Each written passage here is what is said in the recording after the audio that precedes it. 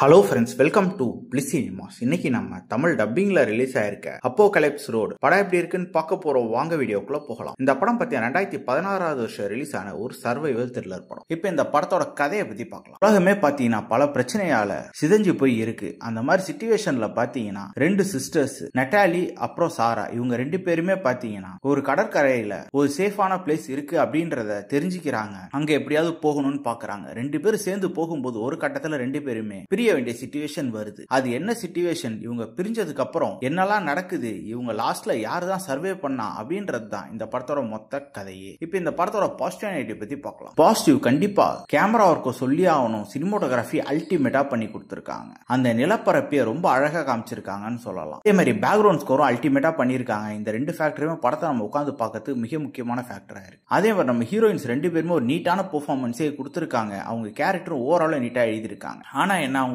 கீழே நடிச்சிருக்க யாருமே ஒரு சூப்பரான பெர்ஃபார்மன்ஸ் கொடுத்திருக்காங்கன்னு சொல்ற அளவு இல்ல. படம் பாத்தீங்கன்னா கொஞ்சம் ஸ்லோ அண்ட் ஸ்டடியா தான் போகுது. இந்த படத்தோட நெகட்டிவ் பத்தி பாத்தீங்கன்னா உலகம் இந்த மாதிரி செதஞ்சு போய் கிடக்குது அப்படின்ட்டு காமிச்சிருக்காங்க. ஆனா அது எப்படி ஆச்சு அப்படின்ற ஒரு கிளியரான காட்சிகள் எதுவுமே இவங்க வைக்கல. அதே மாதிரி ரெண்டு ஹீரோயின்ஸ் இருந்தாலும் ரெண்டு பேருக்குமே ஒரு தனித்துவமான கேரக்டர் ரைட்டிங்களும் எழுதல. அது இந்த படத்தோட மிகப்பெரிய நெகட்டிவா இருக்கு. அது மட்டும் இல்லாம படம் நான் ஆல்ரெடி சொன்ன மாதிரி பயங்கர ஸ்லோவா தான் போகுது. இன்னும் கொஞ்சம் ஃபாஸ்டா எழுதி எடுத்துருந்தானா நல்லாவே இருந்திருக்கும். ஸ்கிரீன் பிளேஸ் பாத்தீங்கன்னா படம் பல இடத்துல லேக் அடிக்குது. அது மட்டும் இல்லாம பல இடத்துல பேசிக்கிட்டே இருக்காங்க. இதெல்லாம் தவிர்த்து ஒரு எங்கேஜிங்கான சர்வைவல் த்ரில்லரா கொடுத்து இந்த படம் வேற லெவல்ல இருந்திருக்கும். கண்டிப்பா இந்த படம் எல்லாருமே ஒன்ஸ் பார்க்க வேண்டிய ஒரு படமா தான் இருக்கு. ட்ரை பண்ணி பாருங்க. இந்த படத்துக்கு நம்மளோட ரேட்டிங் பாத்தீங்கன்னா 10க்கு 5 மார்க் கொடுக்கலாம். இன்னொரு வீடியோல சந்திக்கலாம். தேங்க்யூ.